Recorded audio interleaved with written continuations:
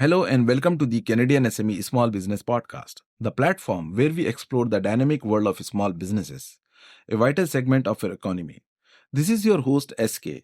Small businesses not only fuel economic growth but also bring innovation and character to our local communities. They are more than just businesses. They are the heartbeat of our neighborhoods, the spine of our local economy, and the spirit of our towns and cities. Today, we delve into the world of operational excellence and transformative strategies that can revolutionize small businesses. Our focus lies on common issues SMBs face, the inspiring journey of starting a company, and the importance of diversity, equity, and inclusion in business. We have an exciting episode ahead. Joining us today is David Burnie, a prominent figure in the field of management consulting. David founded the Burnie Group in 2011, aiming to dramatically improve organizational operations. Under his leadership, the Burnie Group has become one of the fastest growing management consulting firms in Canada. David's rich experience span across various domains, including corporate strategy, lean process redesign, and transformative change, with a special focus on banking, insurance, telecommunications, and retail. He has a track record of leading extensive projects in back office, contact center, branch, store operations, and shared services. Join us as we dive into David's journey, experiences, and insights that are bound to inspire and guide small business owners and entrepreneurs. Good morning, David. Welcome to the Canadian SME Small Business Podcast. How are you doing today? I'm doing great, SK. Thanks for having me today. It's an honor to have you here. David, your journey from being at Procter & Gamble to founding Burnie Group is quite remarkable. We are eager to learn from your experiences and insights. As we delve into the world of management consulting and business success, it's fascinating to consider where such journey begins. Understanding the roots of expertise can offer our listeners not just inspiration, but also actionable insights. Could you share with us how you first ventured into this field and what was the motivation behind finding the Burnie Group? Sure, SK. It's been a fun journey, and I did start my career in a variety of different industries, consumer packaged goods, Procter & Gamble. I went to an online startup with grocerygateway.com. And ultimately, though, from my experience, when I was an undergrad at the Ivy Business School, I really wanted to understand and investigate management consulting. So I went back and I did an MBA at London Business School over in the UK. And from there, I was fortunate to receive an offer from McKinsey & Company, which is a global management consulting firm. I was at McKinsey for 8 years, and I always had the desire in the background to do something entrepreneurial. And after 8 years at McKinsey, it just felt like the right time to go out and explore, do something different. And when I looked at what I could do that was entrepreneurial, I thought, well, I've been doing management consulting for 8 years. I've developed some great skills and capabilities. And so that was really the starting point to think about it. And then I thought, well, what could I do differently? I really was intrigued by technology and how technology specifically could help organizations. And so when I founded Burnie Group, it was to bring together the best of management consulting that I had learned while at McKinsey, combined with technology to think about how technology could really benefit the clients that we work with and transform the way that they operate. Thank you. Listening to the genesis of your career, it's clear that passion and purpose have been driving forces. To all our listeners out there, remember the journey to success is paved with lessons just like this. Take a moment to reflect on how you can apply David's experiences to your own challenges and aspirations. David, reflecting on your journey of founding the Burnie Group, what was the initial hurdles you faced and how did you overcome them? When I left McKinsey back in 2011, I thought it would be easy. When I was there, we had a robust pipeline. We had all the clients that you could imagine, Fortune 500. And I thought when I started my own firm, it would be similar. I'd just open up, my own shingle and boom, clients would come in. It wasn't until after a few months of knocking on doors that I realized the value of a large global brand and that I would have to do this myself. And so I started to really realize that this is going to be driven by me, my performance, my relationships, and what I could bring to the table. And thus the name of Burnie Group is because it was really founded on what I could bring to the table. And really what I found was there were three things that were really important to drive success. The first was around leadership. And I recognized early that it was my leadership and now the leadership of my senior leadership team that would be influential and critical in winning projects, delivering, and executing. So I think that leadership is just so important. And for any small or medium-sized business, those leaders have to recognize just how critical they are to their success. Second was around people. And we are, at the end of the day, a people business. As a consulting firm, we're only as good as the team that we bring to our clients. And so I had to make sure that I would be putting together teams of really excellent people that could deliver and execute.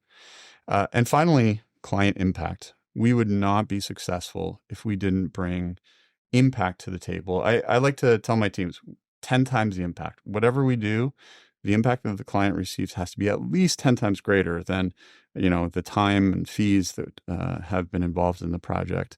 And so consistently, we're always focused on, are we bringing that impact to our clients? And those three things, leadership, people, and client impact, are just so critical to success. Thanks for sharing that, David. Your insights are like a roadmap through the complex terrain of small business operations. How these early experiences shaped your current approach to business strategy and leadership? Well, recognizing that those three elements were important, I've really invested a lot of time in thinking through how we can do those consistently. So let me walk you through a few examples. Number one, leadership.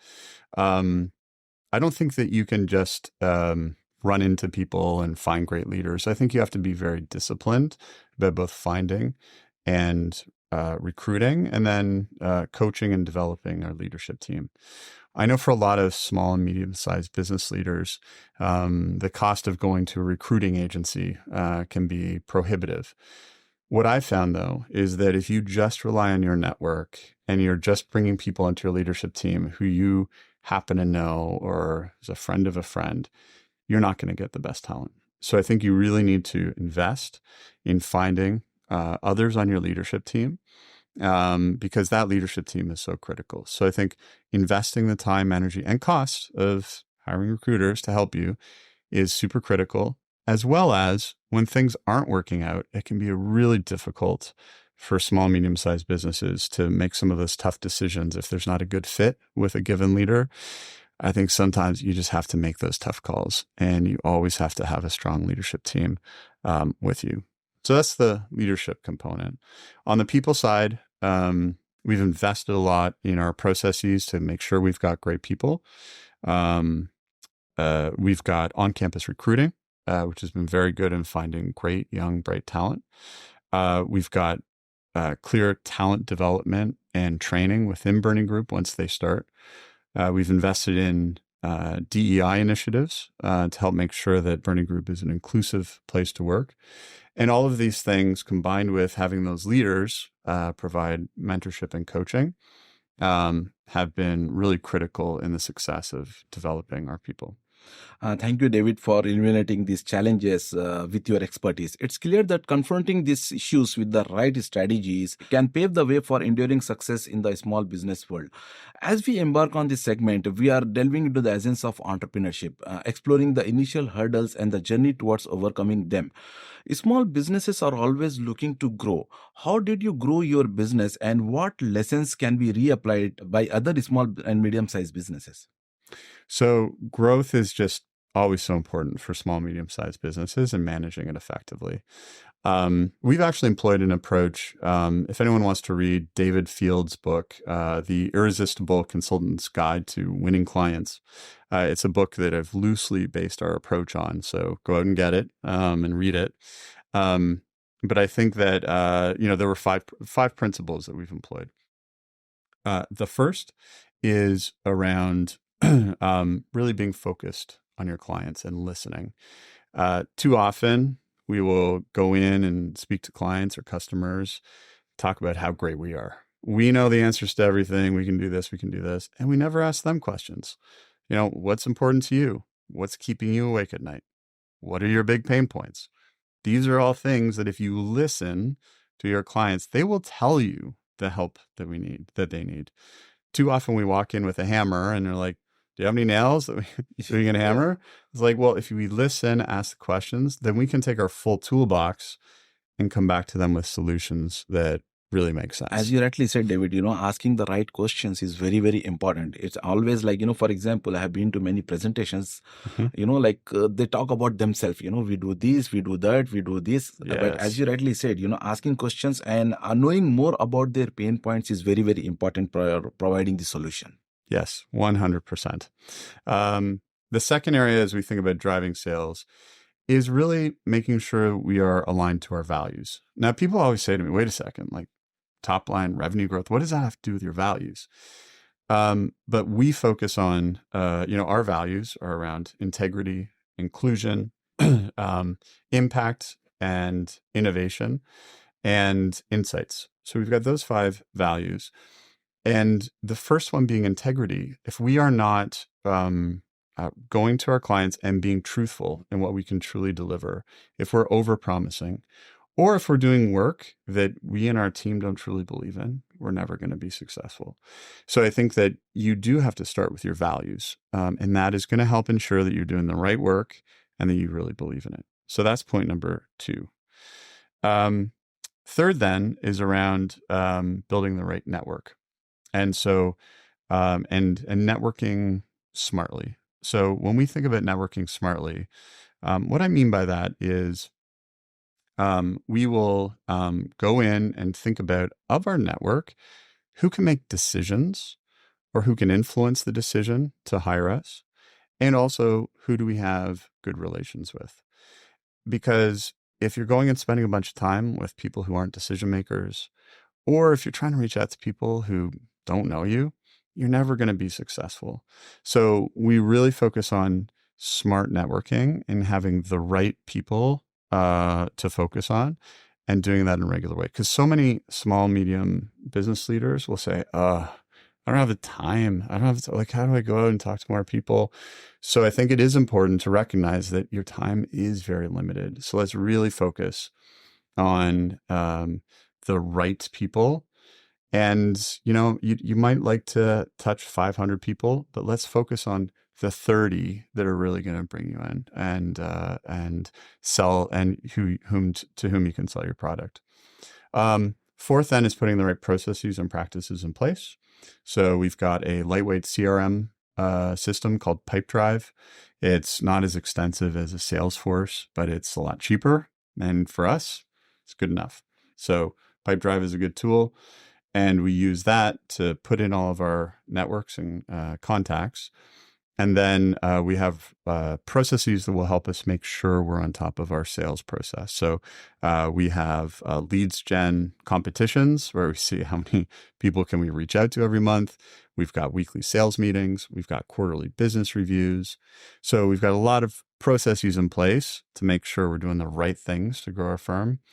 And we've got the right metrics and KPIs. We know all stages of the sales funnel. What are we targeting? And then we review those and see, are we delivering? And then finally, impact. Again, getting back to impact. If we're doing all these things, meeting people, selling projects, if we're not delivering and executing, our clients are never going to come back. Thank you, David, for sharing your experiences with us. Now, how do these experiences influence your approach to building and maintaining client relationships? Great question, SK. And, maybe I could illustrate this in a case study because I think it would be very illustrative. So about 10 years ago, we were working with one client, and there was a senior leader, and she was in charge of product marketing. Got to know her through that project, and the project went very well. Got to know her very well, and we stayed in touch ever since. So that was 10 years ago. About 5 years ago, a competitor to that client approached us and asked us to do some work. We actually went in and we did a lot of work. It was a fairly big investment on our side to get to know them, understand their processes. We never did a full big transformation, but we got to know them very well. And then 2 years ago, my client had transitioned to another firm and was now president. And through my regular outreach and introductions, outreach and networking, I came to realize that she was looking for someone. She had just acquired the company that we had done, that been helpful with. And she said, yeah, I would love for you to propose on a project. So we went up against global consulting firms to do this major transformation. And we ultimately won against all the competition. So you ask, well, how can Burnie Group, which is a mid-sized management consulting firm, win against these big guys? And I think that what it shows is a few things. Number one, as I mentioned before, impact. The prior projects that we had done, we did very well. And so this leader had confidence. She'd seen the work we'd done. It's like, okay, you've got impact.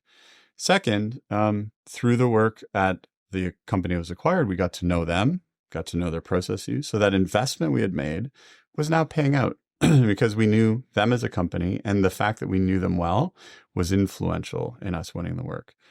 And then finally, that maintaining that relationship over 10 years with a senior leader who is now president, it made it that much easier for her to say, yes, let's give the work to Burnie Group. I know Dave, I know his leadership team, I know the work they've done. And all those things together allowed us to win the work. So I like to joke that it was actually a 10-year sales cycle, but it really shows and illustrates how we're in this for the long term. And so if you own a small and medium-sized firm, sometimes you just want, right, like you want those sales in the next month. But if you take the long-term view, you'll start to see that 10 years later, those efforts, and if you're really true to your values and you've done a good job of networking, those will pay off, and you'll start to see that. And that's where you start to see your sales go through the roof. Thanks, David, for sharing this. As you rightly said, like impact is very, very important. And, a good client relationship is also very important that takes your business for the long way, right? Yes. Diversity, equity, and inclusion are more than just buzzwords. They are essential pillars for any thriving business. As we delve into this critical topic with David, think about how DEI is represented in your own environment. Is there more you could be doing to champion these values? Now, David, what strategies can small businesses implement to effectively integrate DEI in their operations? Thanks for asking, SK. DEI has been a very important focus for Burnie Group over the past 3 years. I would say that this became more and more important as we looked at our own team and just saw how diverse they were, and how we wanted to make Burnie Group an inclusive place where someone could come to work and be themselves and not have to fit and conform to some view of what a company really should be. So as we embarked on our work, we did a few things. First, as consultants, we recognize we're not expert at everything. So we went out to some experts and asked for help. And so 2 organizations that I would call out. One is DiversaPro, and DiversaPro helped us to really understand how we were doing as a firm. So they did a really good assessment of our DEI, also of the mindsets of both our leadership team and our team itself. So we knew, well, what are some of the gaps and what are some of the things that we needed to close to become more effective as an organization? They then helped us to build a DEI strategy, which we've been employing ever since. And the second group that we worked with is Lean in Canada. And Lean in Canada has been great at coming in through education and training and mentorship. They've helped with things such as unconscious bias in the workplace. It's amazing when it's pointed out, and especially for me as a white male, I go through life and I've got my blinders on. I don't see many of the challenges that people face. So it was really good at elevating some of those issues so that they become at least conscious to everyone. And then they've also worked on initiatives such as allyship to really support those who need help growing in their career. So I think through those efforts, and we're not there by any means, we're still working on it. We still have a lot of room to go to be truly where we want to be from a DEI perspective. But I think those efforts have helped us at least start our journey. And it's something that we're continuing to pursue on an ongoing basis. Right. The strategies you have shared are not just transformative, but essential for the inclusive growth of a business, David. Could you highlight a case where a small business saw tangible benefits from weaving DEI into its core operations? Sure. I can don't have to look any further than Burnie Group itself. So I'll point out two very clear examples where DEI has helped us. So first is internally. Through our DEI initiatives, we've put in place things such as we've got a DEI committee, we've put in training, we've put in different practices for hiring, for ongoing training and development, career development. So what I have found is that it has made Burnie Group a much more inclusive place. And from an employee engagement perspective, has really helped to make people feel close and connected to Burnie Group. We have had, over the past 2 years, the lowest turnover that we've ever had at Burnie Group, and this is going through the pandemic, et cetera. So I think that the DEI efforts are really contributing to that, and we're seeing the results. And so we've got just a wonderful, fantastic team that, has been with us for a long time. Second area is externally facing. And so I was finding before these efforts that when we would go out to our clients, diversity, equity, inclusion was important for them. And if we would show up with a team that wasn't diverse, they would actually raise some eyebrows and they'd ask some questions like, what are you doing from a diversity initiative? So we're actually meeting our clients where they are as it relates to diversity. And through our own internal efforts, we're now making it more comfortable for our clients that when we come to the table, we are similarly pursuing DEI initiatives that are important to them. And I do believe that this helps us in terms of getting closer to our clients and ultimately helping them to really choose Burnie Group as an organization that they want to work with. David, your perspective on DEI has been enlightening, showing us the profound impact these values can have on the culture and success of a small business. Thank you for sharing your valuable insights. You're welcome. Now, transitioning into our next topic, we delve into the realm of strategic growth and business development. David, from your extensive experience, what are the most common operational challenges that small businesses face, and how can they effectively overcome these obstacles?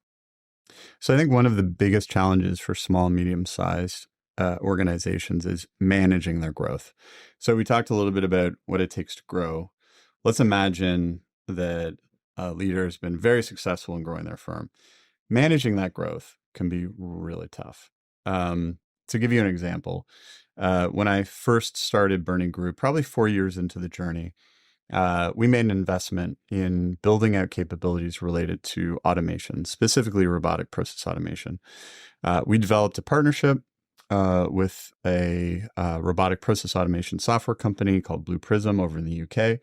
And we were the first organization in all of North America to offer this capability to our clients. Our clients were very excited. This was very hot. And we were as well. And we employed a build it and they will come mentality. So we invested, we got developers, we got everyone trained up, and we had a really big team that was ready to go. Unfortunately, our clients weren't ready to move that fast. So as a mid-sized organization, you can only have so many people sitting waiting for that business to come. And there's the obvious challenge around the cash burn. So we unfortunately built too early. And as a result, we had to make some really tough decisions. And it was a really tough time for us. We ultimately were hugely successful. We're one of the top partners with Blue Prism and one of the top providers of robotic process automation in the world. But it was a good lesson in how to grow in a smart fashion. So I have 4 thoughts. I was thinking about this, like what would I have done differently? So I have sort of 4 ideas for small, medium-sized business owners to manage that growth. First is around building flexibility into your business model. So one of the ways that we do that is hiring independent consultants. These are consultants that aren't on our payroll, that we can call up, and we spent a lot of time cultivating that network. But because they're not sitting on our payroll, we can wait until we get a project. Once it's confirmed, we then bring them on. So that helps manage our costs and allows us to actually scale up pretty quickly because we can bring really highly expert consultants who really know a client's business problem. So we get great people.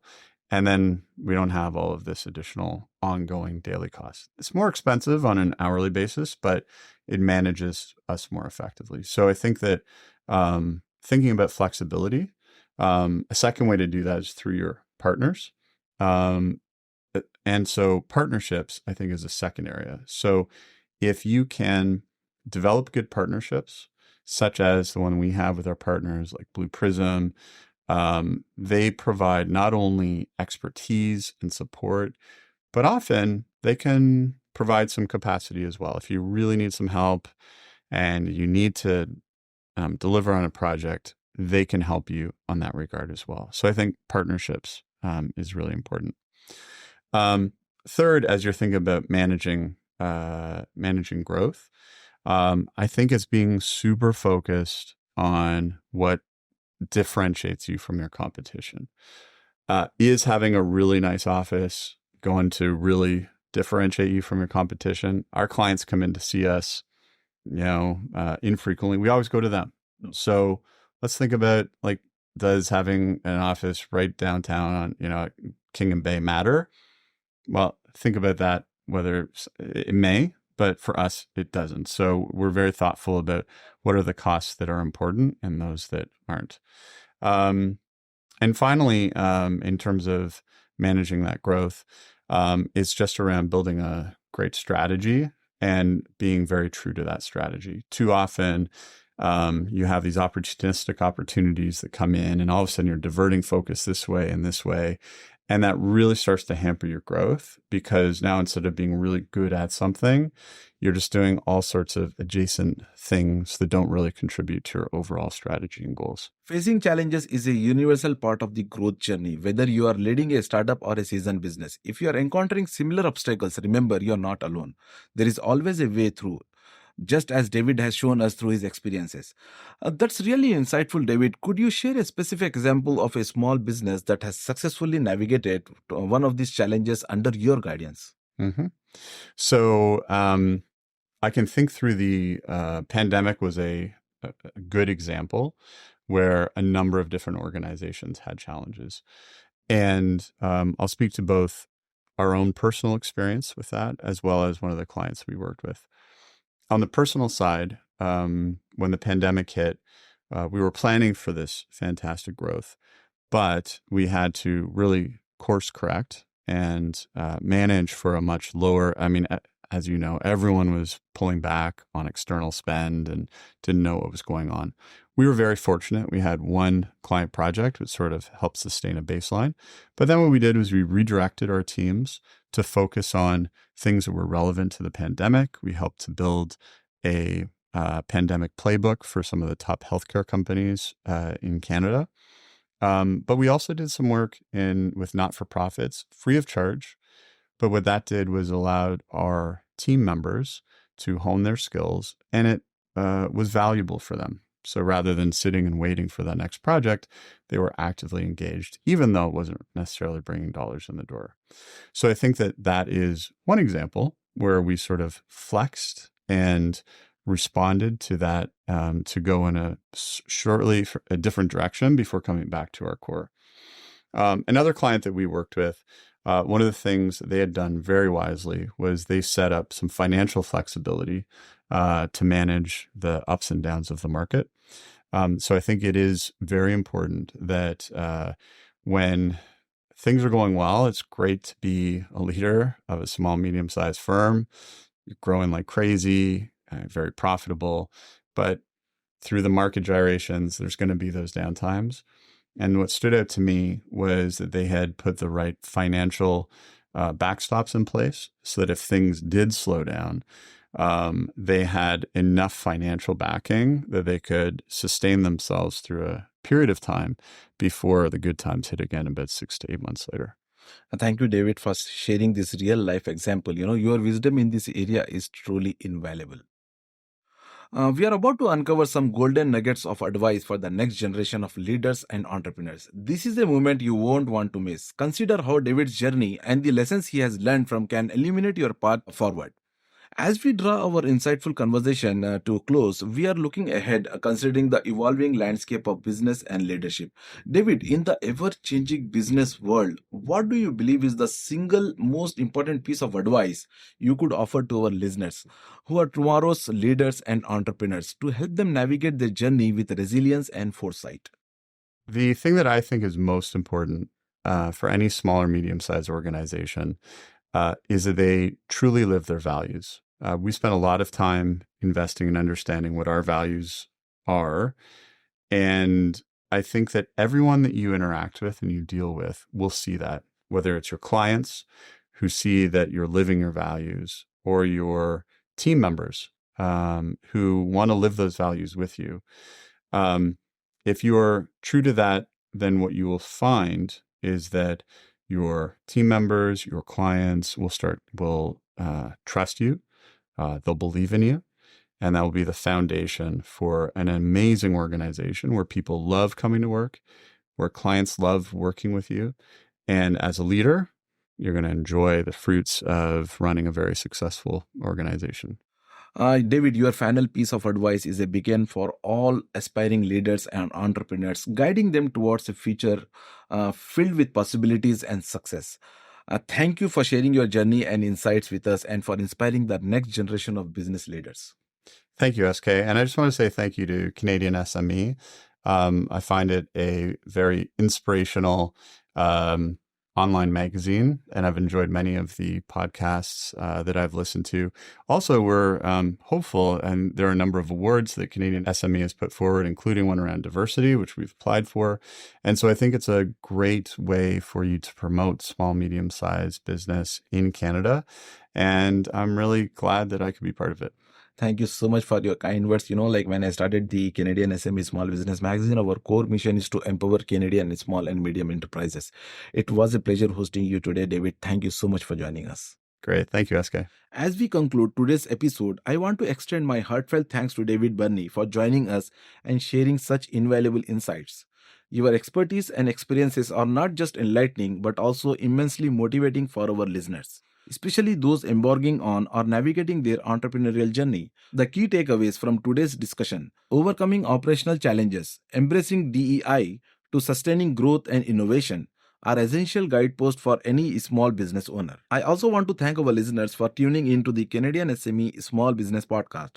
Your support and engagement are what make this platform so special.